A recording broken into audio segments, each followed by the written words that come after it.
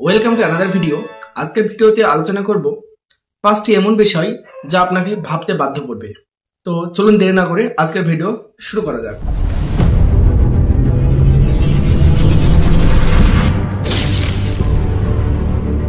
প্রতিবারের মতো আবার চলে এসেছি আমি সোহেল রানা, আর আপনারা দেখছেন Sohel Rana chat YouTube channel. দেখুন, আপনি যখন কাউকে বলবেন নেটওয়ার্ক মার্কেটিং বা ডাইরেক্ট সেলিং ইন্ডাস্ট্রি আসলে কি, এর ভবিষ্যৎ কি আছে, তাহলে তার কাছ থেকে রিপ্লাই দুই রকমের পাবেন আপনারা। প্রথম, নেটওয়ার্ক মার্কেটিং একটা ফালতু ব্যবসা, এটা মানুষকে বোকা বানানো হয়, মানুষকে ভুলভাল বোঝানো হয় এবং মিডল ক্লাসদের অনেক প্রবলেমের হয়, মানি সার্কুলেশন হয়, অনেক রকম সমস্যা হয়। এটাই হয়তো বলবে, কিছু ব্যক্তি আছে যারা বলবে যে নেটওয়ার্ক মার্কেটিং ভারতবর্ষে ভবিষ্যতের একটা বড় ব্যবসা, একটা বড় অপরচুনিটি, যার মাধ্যমে আগামী দিনে ইন্ডিয়া স্টুডেন্টদের জন্য একটা বেটার একটা প্ল্যাটফর্ম, এটা হয়তো অনেকেই বলবে। তবে বেশিরভাগ কমেন্ট আপনারা পাবেন, বেশিরভাগ জানকারি আপনারা পাবেন নেটওয়ার্ক মার্কেটিং তথা ডাইরেক্ট সেলিং ইন্ডাস্ট্রি, MLM, এইগুলা সব ফ্রড এবং এইগুলা মানুষের ক্ষতি করে এবং মানুষের টাকা নিয়ে পালিয়ে যায় এবং এখানে মানি সার্কুলেশন হয়, এটা অনেকে জানেন।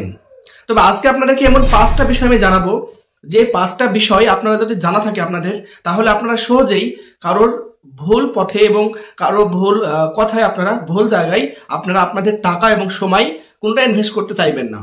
তো চলুন দেরি না করে এই 5টা বিষয় আপনি যে কোনো প্ল্যাটফর্মে থাকুন না কেন, বিজনেস হোক বা স্টুডেন্ট হোক বা এগ্রিকালচার হোক, আপনার এই 5টা বিষয় জানা উচিত যা নেটওয়ার্ক মার্কেটিং তথা ডাইরেক্ট সেলিং ইন্ডাস্ট্রি MLM এর সাথে জড়িত রয়েছে। তো চলুন, নাম্বার 1, ভারত জিডিপির মতে পুরো বিশ্বের মধ্যে 5 নম্বর সব থেকে তো বড় ইকোনমি। ভারতবর্ষ পুরো বিশ্বের মধ্যে 5 নম্বর সব থেকে বড় ইকোনমি।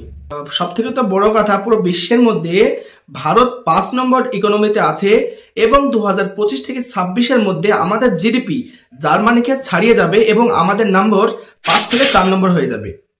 এছাড়াও 2027 থেকে 30-এর মধ্যে আমাদের জিডিপি জাপানকেও ছাড়িয়ে যাবে এবং 4 নম্বর থেকে 3 নম্বর হয়ে যাবে। তো এইভাবে যদি ভারতের ইকোনমি বাড়তে থাকে, তাহলে ভারতবর্ষের বড় বড় ইন্ডাস্ট্রি, বড় বড় ই-কমার্স সাইট, আর তাতে ডাইরেক্ট সেলিং ইন্ডাস্ট্রিও প্রচুর বৃদ্ধি পাবে। Number 2, KPMG and FICCI estimate. KPMG বিশ্বের 5 কনসালটেন্সির মধ্যে একটি। ফিকি 1920-21 থেকে ভারতে ইন্ডাস্ট্রি, ই-কমার্স, সার্ভিস গ্রোথের জন্য কাজ করছে। এই KPMG অ্যান্ড ফিকির মতে 2025 এর মধ্যে পুরো ভারতবর্ষে 65,000 কোটি টাকার টার্নওভার করতে পারে ডাইরেক্ট সেলিং ইন্ডাস্ট্রি। ভাবতে পারছেন কোথায় গেছে? Number 3, young population. পুরো বিশ্বের মধ্যে ভারত এমন একটা কান্ট্রি যেখানে 66% ইয়ং, আপ টু 35 বছরের মধ্যে, যেটা পৃথিবীতে কোনো দেশে নেই। এটা কিন্তু অনলি ফর ইন্ডিয়াতেই আছে।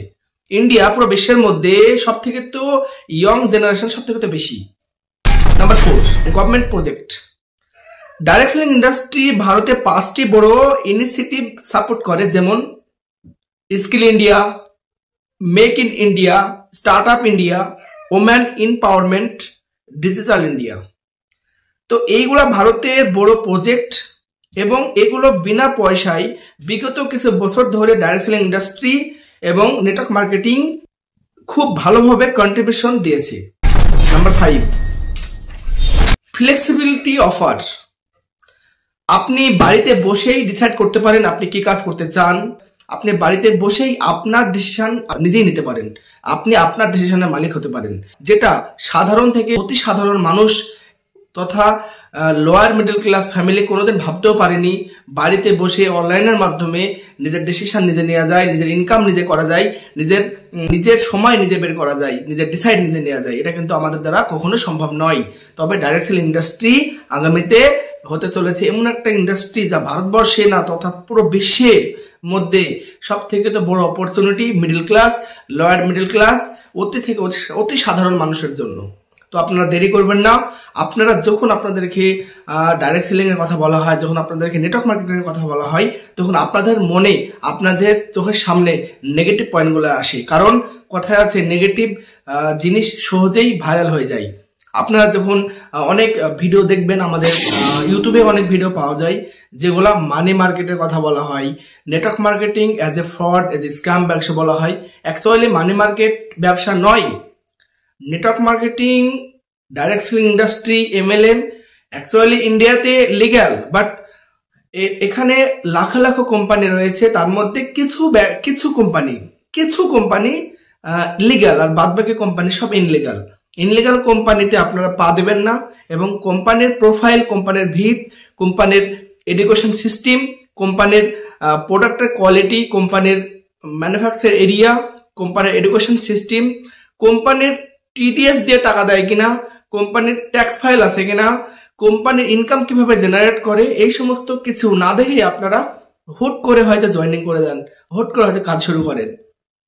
তারপরে কি হয়, কিছুদিন পরে সেই কোম্পানি পালিয়ে যায়। তখন কি হয়, আপনারা তখন বলেন যে ডাইরেক্ট সেলিং ইন্ডাস্ট্রি একটা স্ক্যাম বিজনেস, একটা ফ্রড বিজনেস। আপনারা অনেক জায়গায়, অনেকে আমরা দেখেছি, অনেক সময় অনেক ভিডিওর মাধ্যমে, অনেক সোশ্যাল মিডিয়ায় ডাইরেক্ট সেলিং ইন্ডাস্ট্রির নামে টাকা মানি সার্কুলেশন হচ্ছে।